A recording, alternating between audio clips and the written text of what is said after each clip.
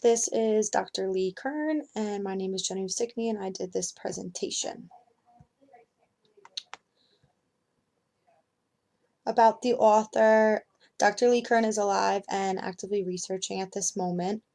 She got a Bachelor of Arts degree at University of California in sociology.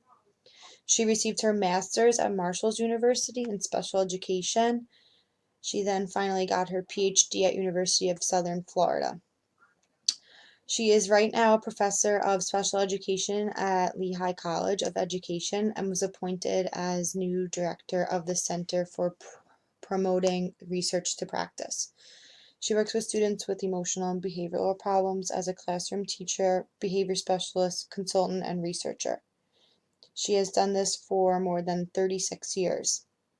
Her research interests include emotional and behavioral disorders, positive behavior support, school-based interventions, and attention deficit hyperactivity disorder, which is also known as ADHD.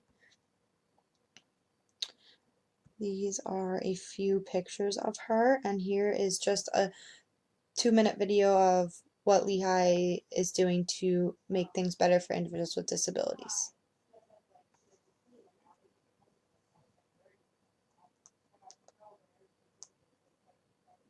I'm Lee Kern. I'm Professor of Education in Special Education at Lehigh University. My focus is children and adolescents with emotional and behavioral problems. Teaching, particularly in the last 10 years, has changed tremendously. So we're really now focused on evidence-based practice. We want to identify research to support the practices that we use in educational settings to make sure they're effective with children. Because of the emphasis on research and teaching, it gives me an excellent opportunity to not only research new strategies to use with students with disabilities, but also teach individuals who will come after me. The students working on my projects, the teachers that I teach, I hope someday will continue to research best practices and to implement those in school settings. So we want to teach our students how to be good consumers of research. There are constantly new practices that are coming out, and we want to teach our teachers to be able to look in the literature and identify what's working with students and implement those practices throughout their lifetime, throughout their career. In the College of Education, we try to maintain a small class size, so we may have anywhere from 8 to 10, at the most 16 students in a class, and that gives us time to work with the students individually. There are a number of projects and field-based experiences associated with each of our classes, so not only are they learning techniques in class, they're going out into the field and practicing those techniques. Part of our project is focused on pulling different disciplines together because we tend to work independently. We have our own languages, we have our own skills. If we can communicate together effectively, we can best help the students. We have a number of international students in our program, particularly our doctoral program. In special education, about a third of our students are international.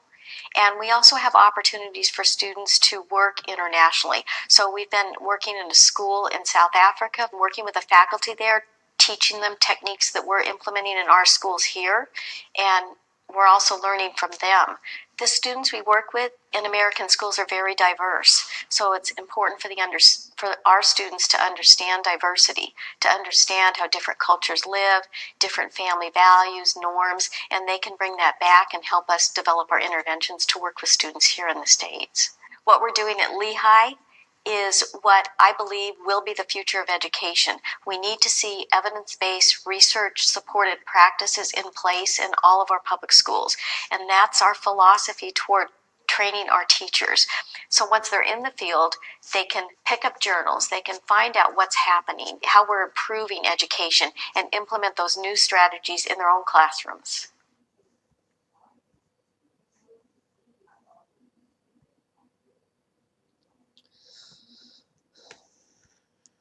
So along with doing practiced research, she wrote a book called Supporting Students with Emotional and Behavioral Problems.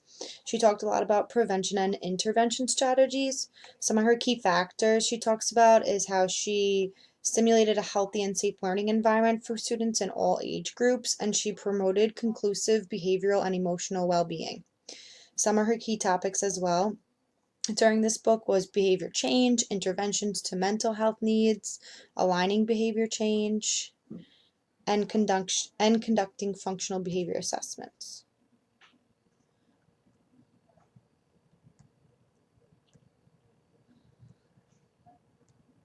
The articles that I talk about within my paper talks a lot about the different interventions that she's used. So these were the titles of them: reducing pica by teaching children to exchange inedible items for edible. One of her articles was ABA and academic instruction, description of iterative process of intervention development, addressing the needs of students with social, emotional, and behavioral problems, and improving support for students with emotional and behavioral needs.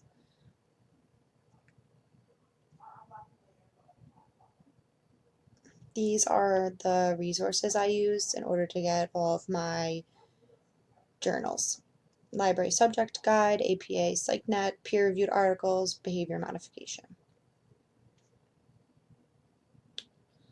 So, summary of Kern-Lee's research.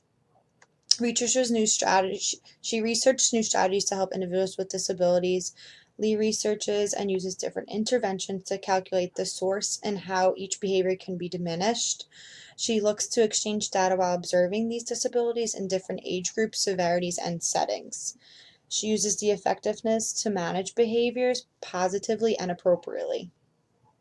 Lee has used APA, fixed ratio schedules, and curriculum-based assessments as options for her interventions. She uses them in the classroom setting and has found the positive effect it has had on individuals with disabilities. She also looks at what techniques she can bring us as behaviorists to further see a positive outlook in the future for these individuals. Some interview questions I'd have if I could ask her. Would you ever consider speaking at events to other behavior specialists about your research? What research area are you most interested in? And what is a challenging component you see with your students and / researchers working with individuals with disabilities?